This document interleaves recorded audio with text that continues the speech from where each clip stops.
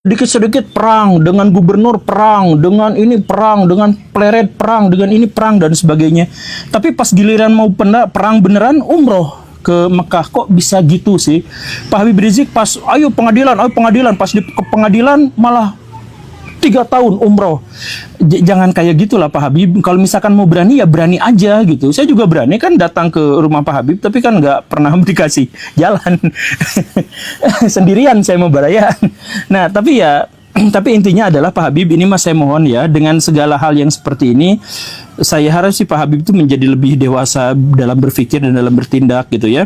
Apalagi yang paling ngeri itu yang poin keempat ini, Pak Habib menyeru Pak Prabowo Subianto untuk melakukan operasi pembersihan pada gerombolan monyet yang menghina Ba'alawi.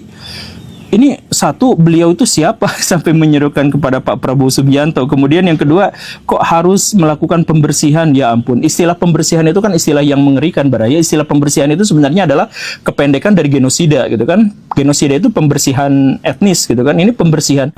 3, saya serukan kepada Presiden Prabowo Subianto.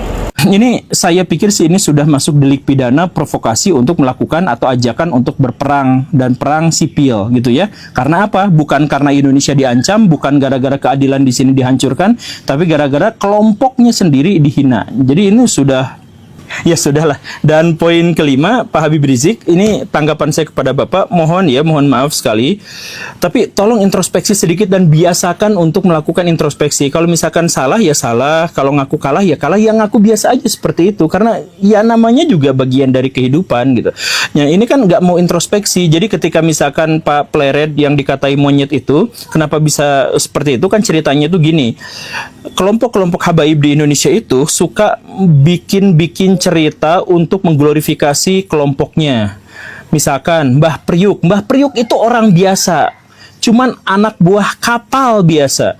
Cuman hanya gara-gara beliau Habib, makamnya langsung disias sedemikian rupa, lalu dinarasikan penyebar ajaran agama Islam di Betawi. Padahal orang Betawi sudah berislam sebelum beliau datang.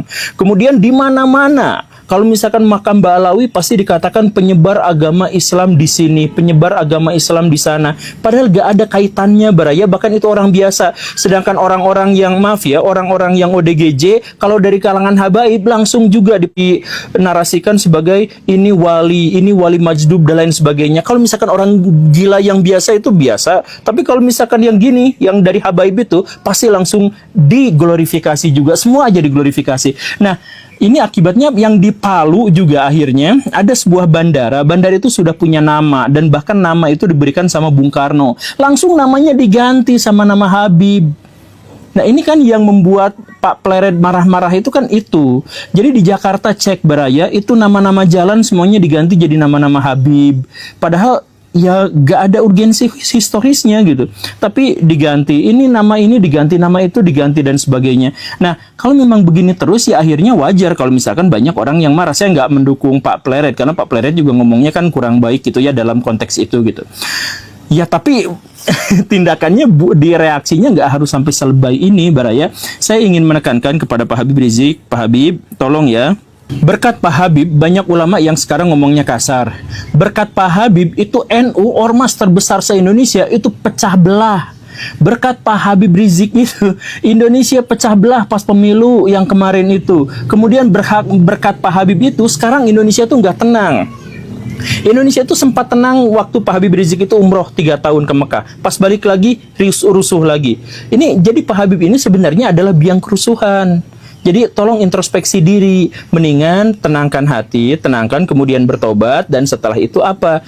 Setelah itu pikirkan, jangan-jangan mubahalah dengan Gus Dur itu nyata, mubahalah dengan Ahok itu nyata. Kan pada waktu itu sudah ada mubahalah kan? Nah Gus Dur dalam situasi baik-baik saja meninggalnya, sedangkan Pak Ahok juga ya sampai sejauh ini baik-baik saja, bahkan dukungannya menjadi semakin besar. Nah Pak Habib Rizik semakin kesini semakin tenggelam, bahkan pesantrennya yang pakai tanah dari rakyat itu juga kan sekarang mau digusur. Dengan begitu banyaknya tanda-tanda, seharusnya itu dipahami sebagai teguran dari Allah Subhanahu wa taala agar Pak Habib Rizik itu bertobat. Tapi daripada bertobat kok malah terus-terusan memprovokasi orang untuk berperang. kalau ini ada laporannya ini sudah pasti langsung delik pidana. Cuman kayaknya orang juga udah nggak peduli lagi dengan pernyataan ini. Ya sudah diabaikan saja, sudah panas. Terima kasih karena sudah menyimak. Saya Guru Gembul. Assalamualaikum warahmatullahi wabarakatuh.